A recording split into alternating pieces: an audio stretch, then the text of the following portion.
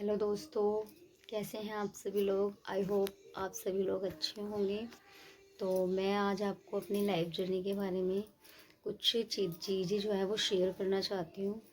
तो मेरा नाम मेघा प्रजापति है और शादी के बाद मेरा नाम चेंज हो गया था, तो मेरा नाम अब वर्षा प्रजापति है। और मेरे थोड़ा मोटा जो भी उन्हें मिल जाता है। और मेरी शादी जो है वो 2019 में हुई थी। और 2019 में शादी होने के बाद मैंने अपनी लाइफ में इतना ज़्यादा स्ट्रगल किया है ना, बहुत ही ज़्यादा। आप लोगों को ये लग रहा होगा कि मेरी शादी जल्दी हो गई। आप लोगों को बिल्कुल सही लग रहा है, क्योंकि मेरे जो पापा जी थे वो बीमार रहते थे, हार्ट के पेशेंट थे। तो हम जो तीनों सिस्टर्स थे, हम 3 सिस्टर्स हैं, और हमारी तीनों की शादी जल्दी हो गई थी। और मैं सबसे छोटी वाली हूँ। और 2019 में शादी होने के बाद 2020 में मेरा मिसकैरेज हो गया था, फर्स्ट बेबी का।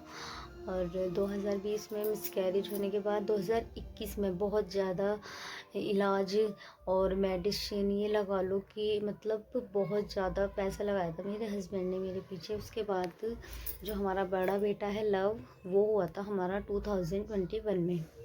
उसके बाद 2022 में हमारा छोटा बेटा कुश हुआ था। और 2022 में कुछ होने के बाद 2023 एक ऐसा साल है जिसे मैं अपनी ज़िंदगी में कभी भी नहीं भूल सकती, क्योंकि 2023 में मेरे साथ वो सब कुछ हो चुका था जिसकी मैंने अपनी जीवन में कल्पना भी नहीं की थी। तो सोचते हुए भी मतलब डर लगता है बहुत ज़्यादा। मैं याद नहीं करना चाहती उस टाइम को, लेकिन मैं आपको अपनी जर्नी आपके साथ शेयर करना चाहती हूँ। तो 2023 में मेरा एक छोटा सा एबॉर्शन होना था। तो 10-15 दिन का था, ज़्यादा नहीं था। तो हम एबॉर्शन करवाने के लिए मोदी नगर गए थे। मोदी नगर में कोई क्लिनिक था, वहीं पर गए थे हम एबॉर्शन करवाने के लिए। तो एबॉर्शन जो होता वो हमारा सही नहीं हुआ था। मतलब बहुत सी चीज़ें ऐसी गलत हो गई थी मेरे साथ एबॉर्शन के टाइम कि मैं आपको एक्सप्लेन नहीं कर सकती।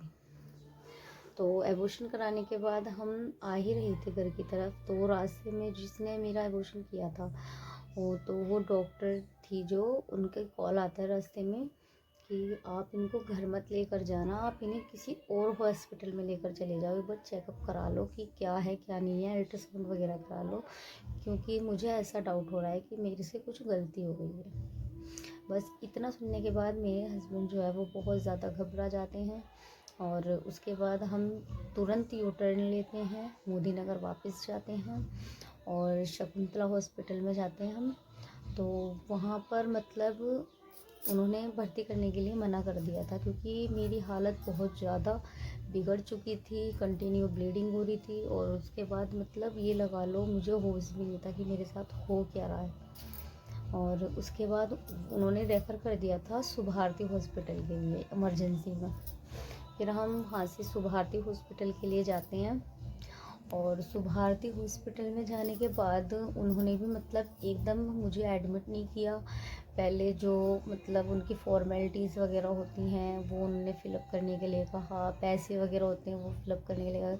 हम इतना कैश भी नहीं लेकर गए थे घर से कि हम मतलब सब चीज़ें एकदम कर दें। यही था कि मतलब चीज़ें कैसे पॉसिबल हों। फिर जैसे तैसे हस्बैंड ने अरेंजमेंट किया पैसों का। और फिर उन्होंने मेरे चेकअप स्टार्ट किए, जो भी चेकअप करने थे मतलब वो सब चेकअप हुए मेरे। और सीटी स्कैन वगैरह हुआ। मतलब उन्हें ये समझ में नहीं आ रहा था कि मेरी कंडीशन आखिर है क्या। मतलब स्मॉल इंटेस्टाइन थी जो मेरी छोटी आंत थी, वो मतलब उसने मेरी काट दी थी। तो ब्लीडिंग कंटिन्यू चल रही थी, लेकिन डॉक्टर्स को ये नहीं समझ में आ रहा था कि क्या हुआ। तो उसके बाद जो सर्जरी वाले डॉक्टर थे, बड़े डॉक्टर थे, वो आए थे बाहर से, उन्होंने चेकअप किया। जब जाकर उन्हें ये पता चला था कि मेरे साथ ये चीज़ हुई है, उसके बाद उन्होंने कहा कि 5 मिनट में ओटी तैयार करो, नहीं तो पेशेंट की जान बचाना मुश्किल है। उसके बाद 5 मिनट में ओटी की तैयारी हुई और उसके बाद मेरा ऑपरेशन हो गया था। और ऑपरेशन के दौरान भी मतलब कुछ चीज़ें ऐसी हुई जो बिगड़ चुकी थी, लेकिन ऑपरेशन आया था, मैं आईसीयू में थी वेंटिलेटर पे। और मुझे बिल्कुल होश नहीं था कि मेरे साथ क्या हुआ है, कैसे हुआ है, मुझे तो ये भी नहीं पता था कि मेरा ऑपरेशन हुआ है।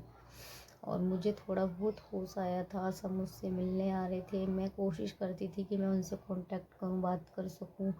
और लेकिन मतलब मेरे मुंह में मतलब सब जगह पाइप वगैरह लगे हुए थे, तो मेरे बात मतलब कुछ कह नहीं पाती थी मैं सिर्फ रोती रहती थी अंदर अंदर, मेरे साथ क्यों हुआ ऐसा, किस लिए हुआ। फिर उसके बाद ऐसे ही छोटे आईसीयू में शिफ्ट हुए। 1 डेढ़ महीना ये लगा लो मुझे हॉस्पिटल में हो गया था। मेरा छोटा बेटा जो था उस टाइम पे बहुत छोटा था, फीडिंग करता था, ब्रेस्ट फीडिंग करता था उस टाइम पे, वो भी इसका छूट चुका था।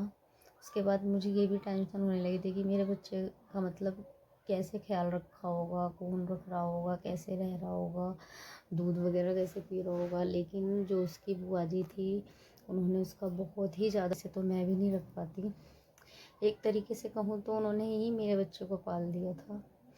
और यहाँ पर मैं उन्हें थैंक यू बोलना चाहूँगी। थैंक यू आशा दीदी, इतना प्यार दिया।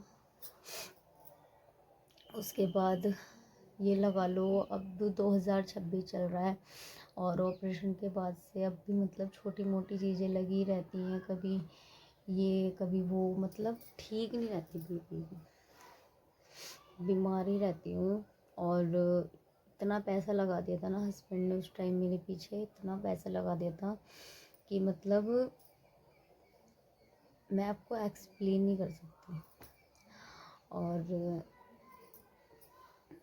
अगर आपको मेरे बारे में और भी कुछ जानना है तो आप मुझे मैसेज कर सकते हैं, कमेंट कर सकते हैं और मुझे भी सपोर्ट कीजिए ताकि मैं यूट्यूबर बन सकूं और अपने हस्बैंड की थोड़ी सी हेल्प कर सकूं और अपने बच्चों के लिए थोड़ा बहुत कुछ कर सकूं।